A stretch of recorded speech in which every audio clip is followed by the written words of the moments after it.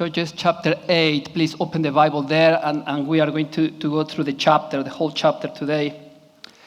Have you ever seen someone start strong but finish poorly? Someone start strong but finish poorly. Think of King Solomon. King Solomon, as a young man, he asked God for wisdom, and the Lord granted him unmatched insight and blessing. He built the temple, led Israel in peace, and wrote much of the wisdom literature we still read today. But by the end of his life, Solomon's heart had turned away. He married foreign wives, built altars to false gods, and compromised the very truth he once stood for. Solomon started strong, but didn't finish well. Gideon's story echoes that same pattern. After God used him powerfully, Gideon begins to make questionable choices. As Judges 7 ends, we see Gideon riding a wave of miraculous victory. With just 300 men and the power of God, he routed the vast Midianite army. But as chapter 8 begins, we see a shift. The external battle may be nearly over, but now Gideon faces internal challenges. Criticism from his own people, personal temptations, and the dangers of power. What began as a story of humble dependence now enters more complicated territory, where Gideon's character is tested in the aftermath of success. So verse 1, chapter 8. Then the men of Ephraim said to him, "What is that you have done to us? Not to call us when you went to fight against Midian." And they accused him fiercely. You know, Ephraim was not ordinary tribe in Israel. They were one of the most powerful, influential, and proud tribes in the nation. In fact, God often referred to the entire northern kingdom as Ephraim later in Israel's history, showing just how dominant and symbolic they had become. So Ephraim had this sense of entitlement. They expected to be at the center of any significant military or spiritual event in Israel. So when Gideon didn't call them to fight the Midianites, they took it as a personal offense.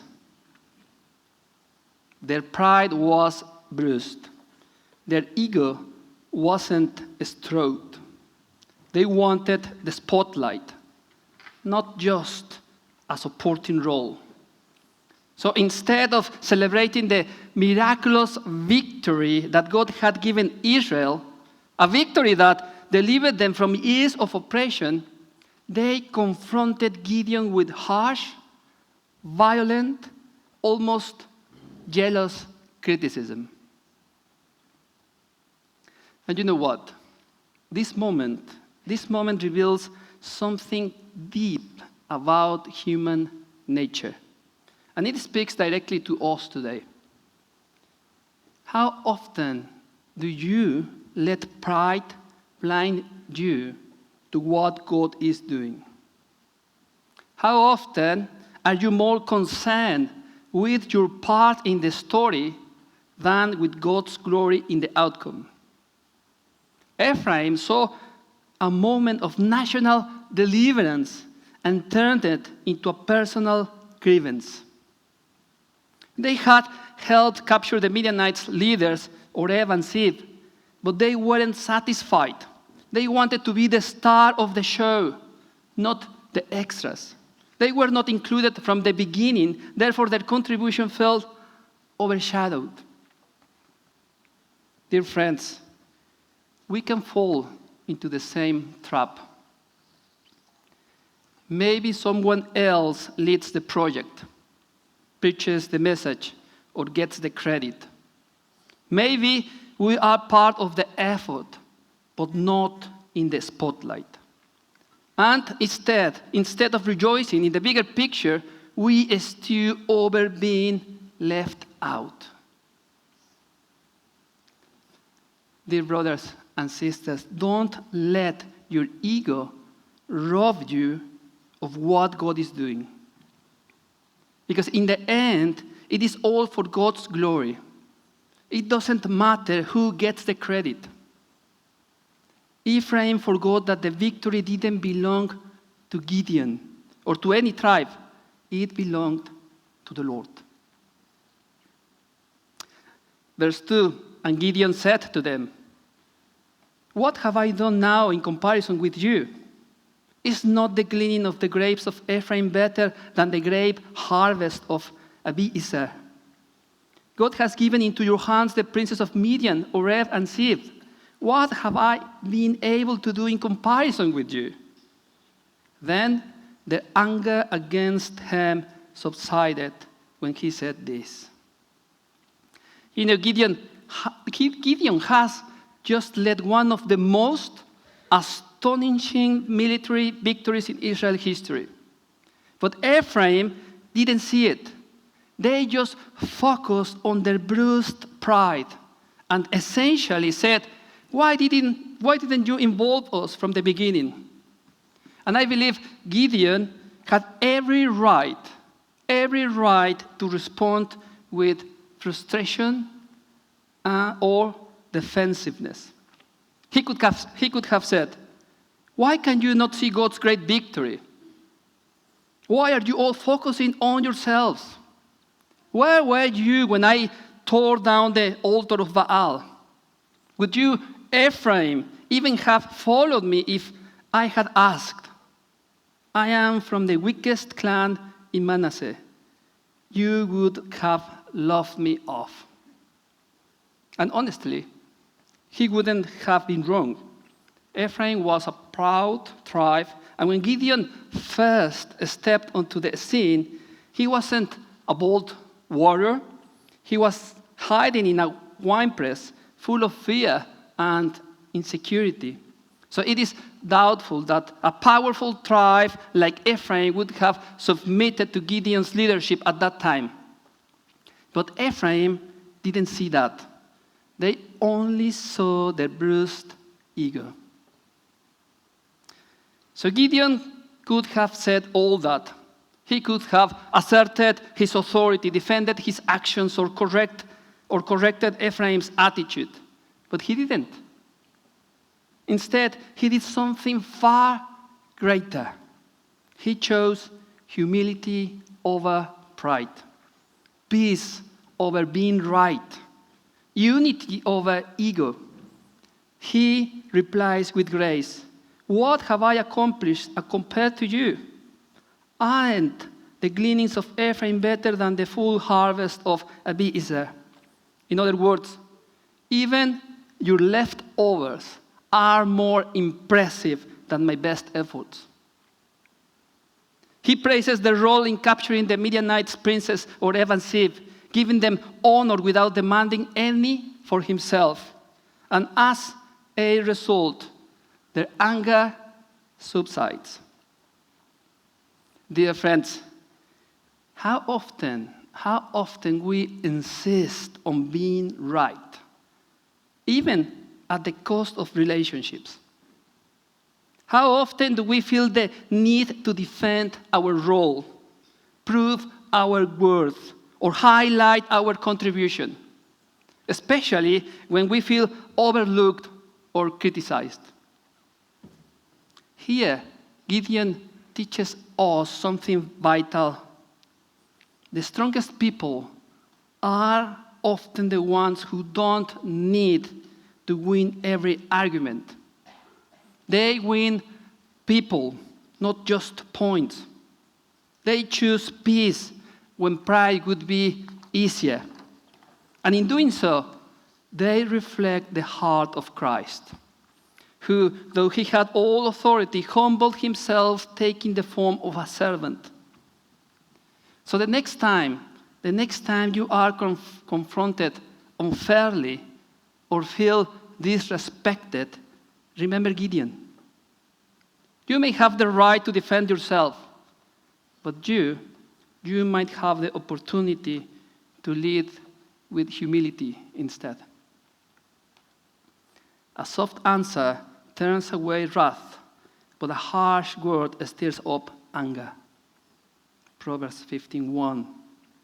Verse 4, and Gideon came to the Jordan and crossed over, he and the 300 men who were with him, exhausted yet pursuing. So he said to the men of Succoth, please give us loaves of bread to the people who follow me, for they are exhausted. And I am pursuing after Seba and Salmunna, the kings of Midian. And the officials of Succoth said, are the hands of Seba and Salmunna already in your hand, that we should give bread to your army? What an answer, isn't it? Weary yet pursuing. Weary yet pursuing. Have you ever been there? Tired, but not done. Discouraged, but still moving. Running low, but refusing to quit. That's Gideon. His 300 men are physically drained.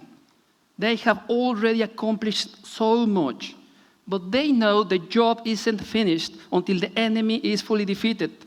So they stop at Succoth, an Israelite city, their own people. And Gideon makes a simple, humble request. Please, give us some bread. We are not asking for praise or reward, just strength to finish the mission. But instead of support, what does Gideon receive? Cynicism, doubt, disrespect. The leaders of Succoth respond with sarcasm. Do you already have the hands of Seba and Salmunna in your possession? In other words, you haven't won yet. Why should we help you now? Show us the victory first. You know, this is powerful. Gideon isn't rejected by enemies. He is rejected by his own people. He is not asking them to fight. He's asking for bread, support, encouragement.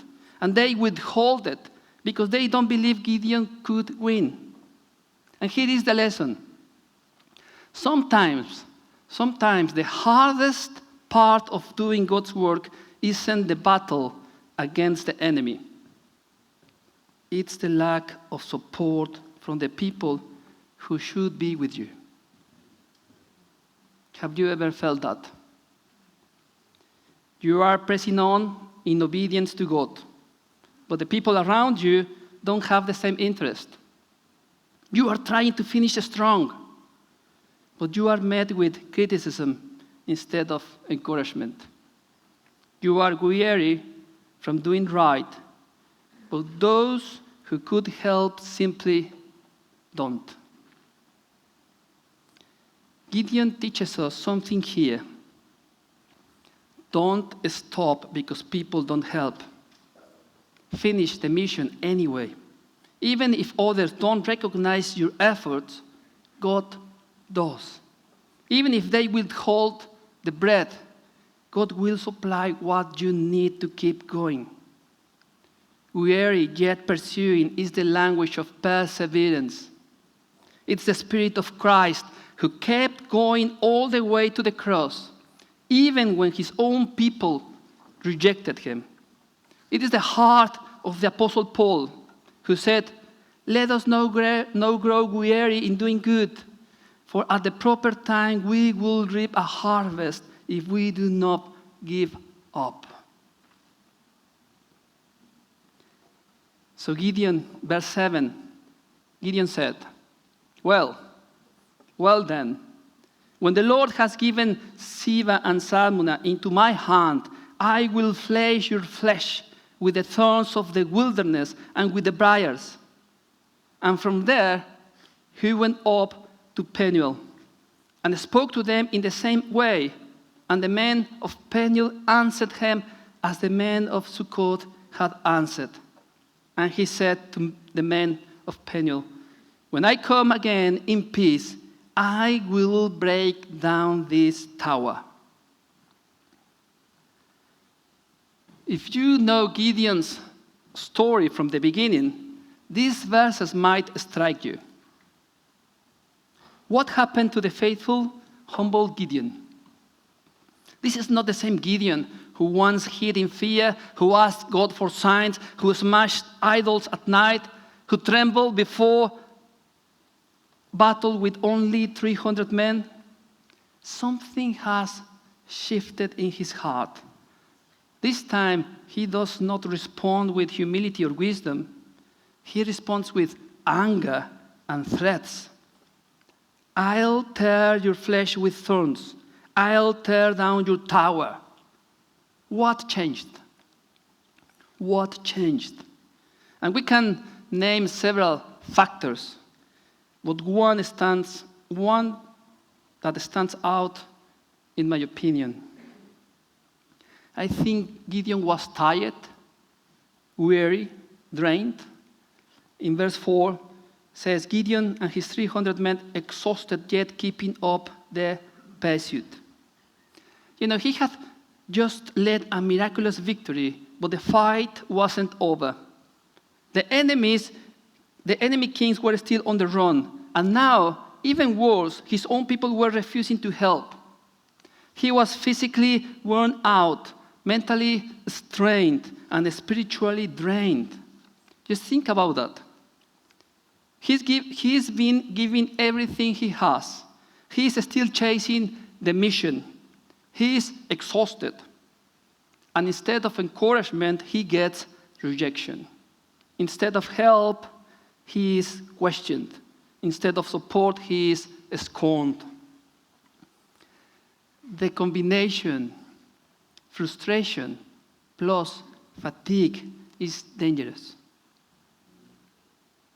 Even the most godly, humble leaders are vulnerable when they are tired and discouraged.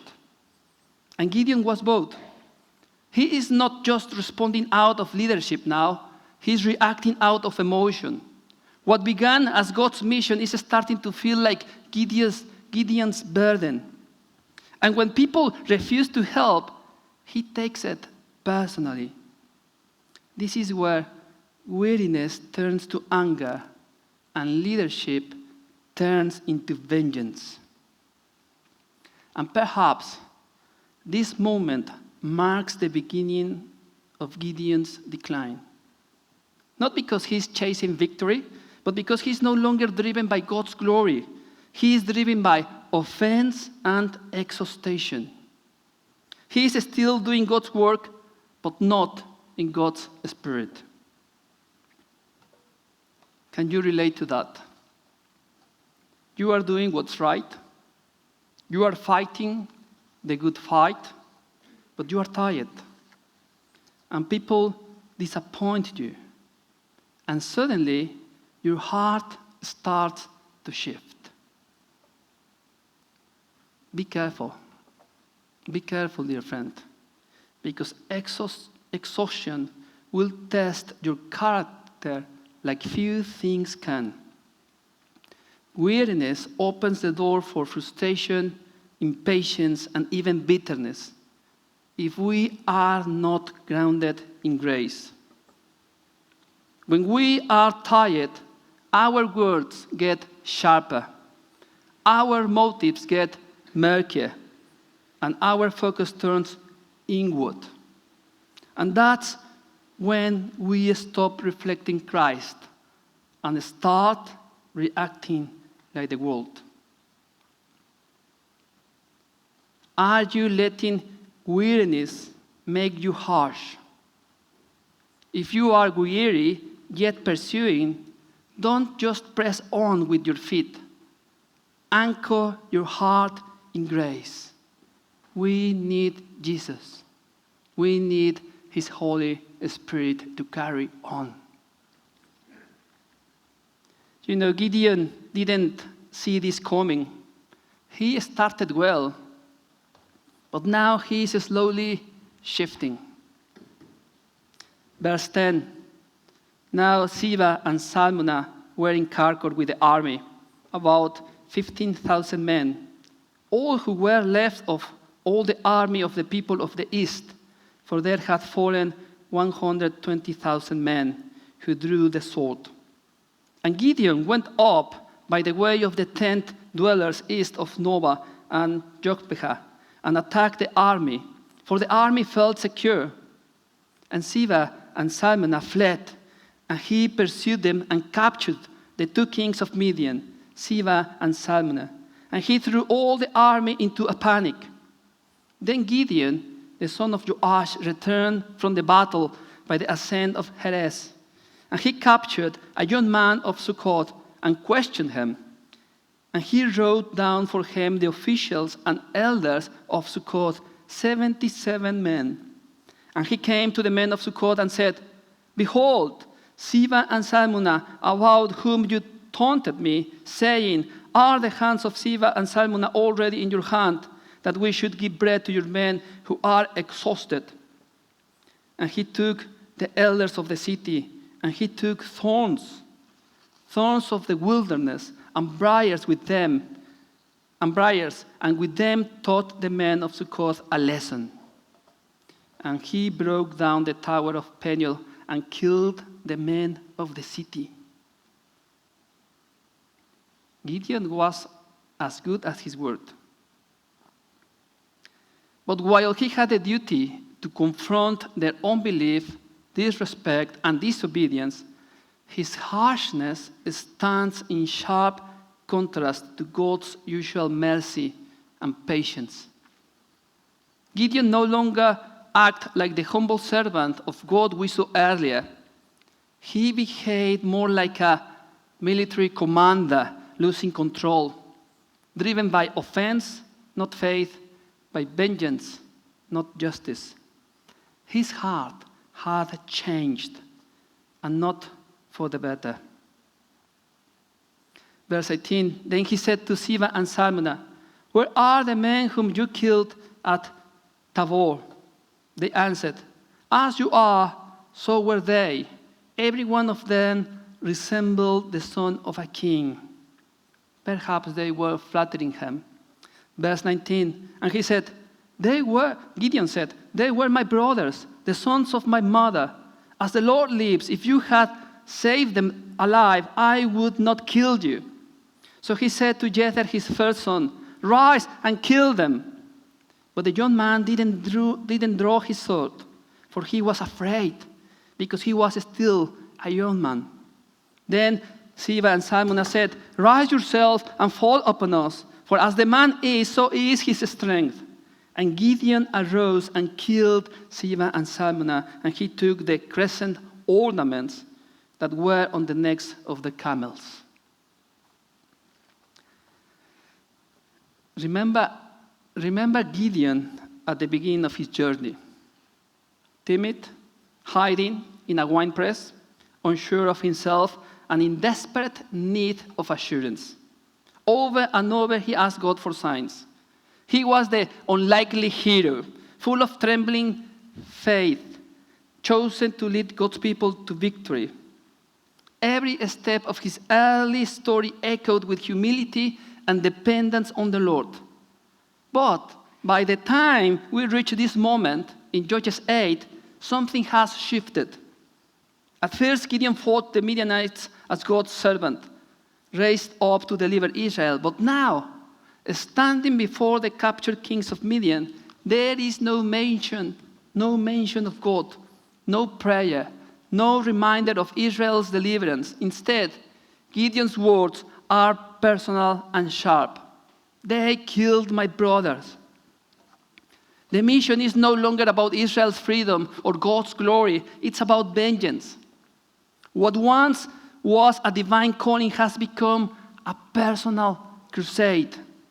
Gideon is no longer a judge acting in obedience. He's a wounded man seeking revenge. And his pain has overtaken his purpose.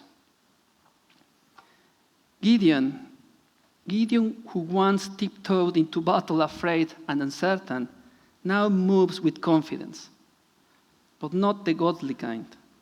When he commands his own young son to execute the kings, it is not just about completing justice. It's about humiliating the enemy.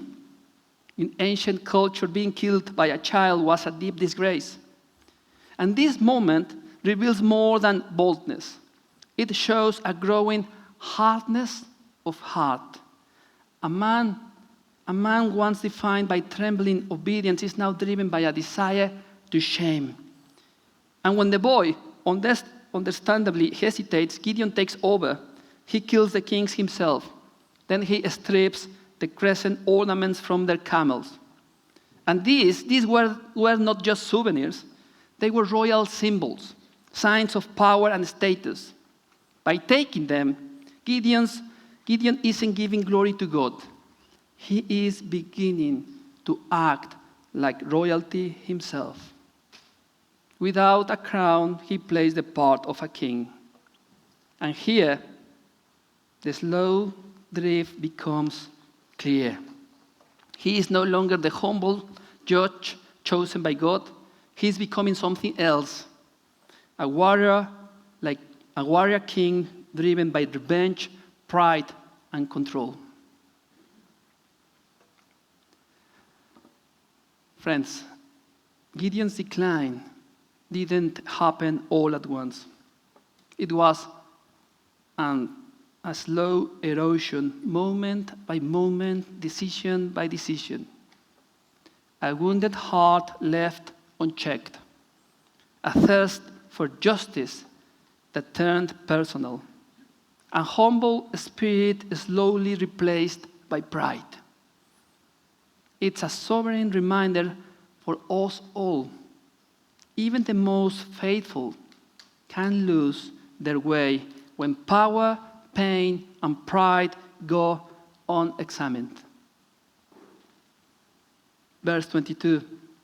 Then the men of Israel said to Gideon, "Rule over us, you and your son and your grandson also, for you have saved us from the hand of Midian."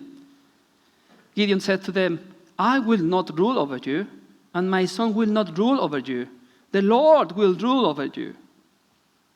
And Gideon said to them, "Let me make a request of you. Every one of you give me the earrings from his spoil." For they had golden earrings because they were Ishmaelites. And they answered, "We will willingly give them."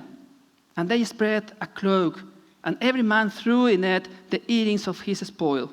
And the weight of the golden earrings that he requested was 1,700 shekels of gold, besides the crescent ornaments and the pendants and the purple garments worn by the kings of Midian, and besides the collars that were around the necks of their camels. And Gideon made an ephod of it and put it in his city in Ophrah. And all Israel heard after it there. And it became a snare to Gideon and to his family. After the victory, Israel comes to Gideon and says, "Rule over us. You, your son, and your grandson, be our king. In other words, we want you to reign forever. You saved us." And now, to Gideon's credit, he gives the right answer. "I will not rule over you, nor shall my son. The Lord will rule over you." Sounds good, right? Humble, spiritual, and true. But keep listening, because what he says is not what he does. Gideon immediately asks for gold from everyone's share of the plunder. And not just a little, he collects over 40 pounds of it. With that gold, he makes an ephod. He puts it in his hometown, Ophrah. And what happens? All Israel prostituted themselves by worshiping it there. Let that sink in.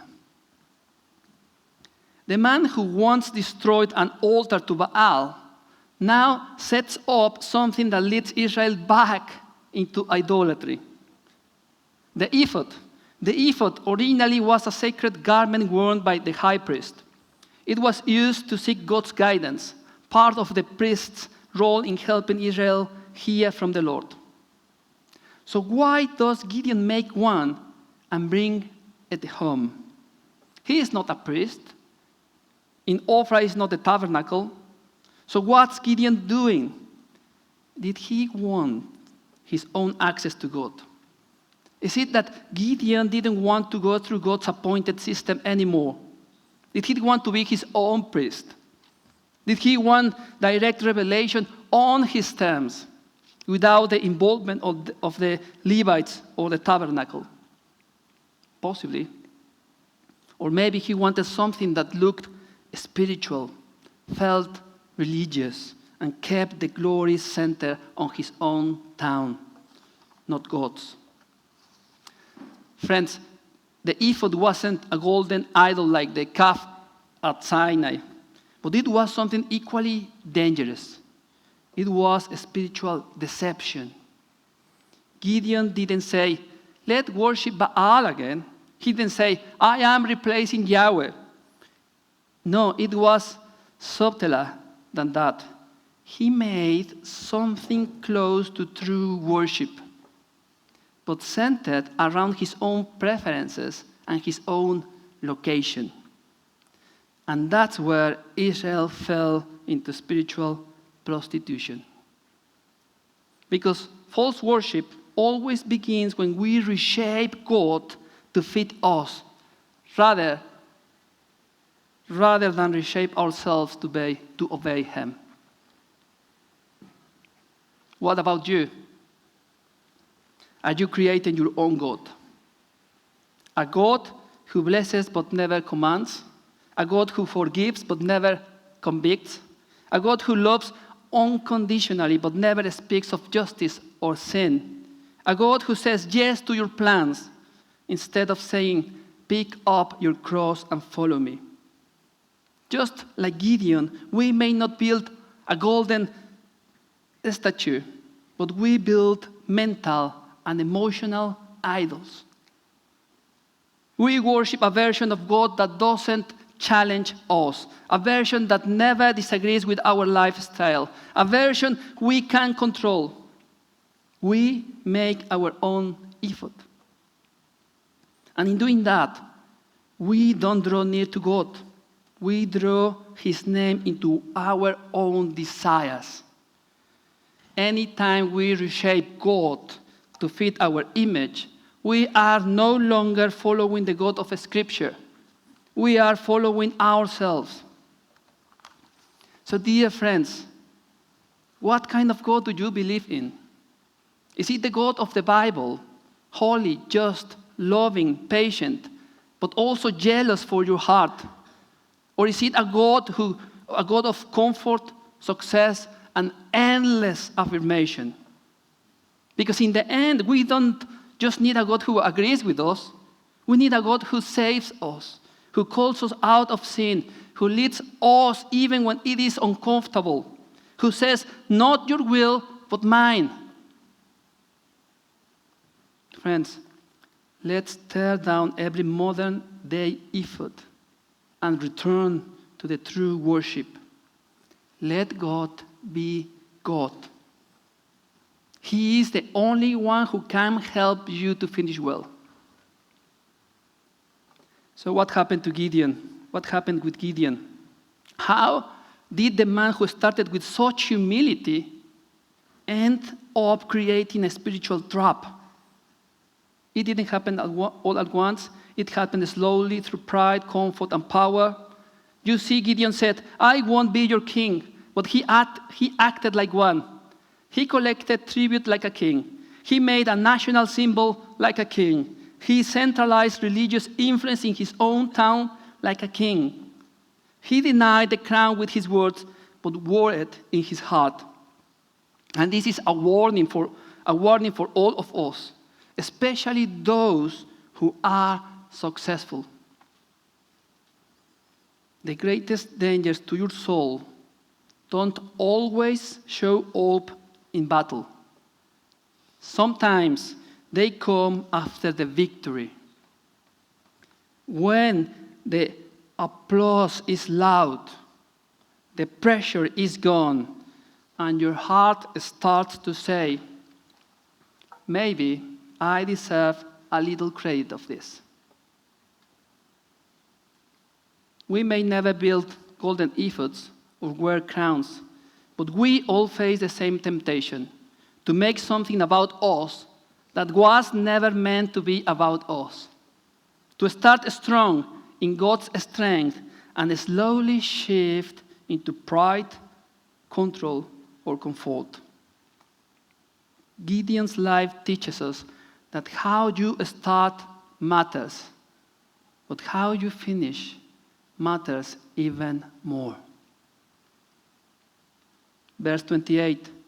So Midian was subdued before the people of Israel, and they raised their heads no more. And the land had rest for 40 years in the days of Gideon. 40 years of rest, 40 years of calm. It sounds like a happy ending, but it isn't.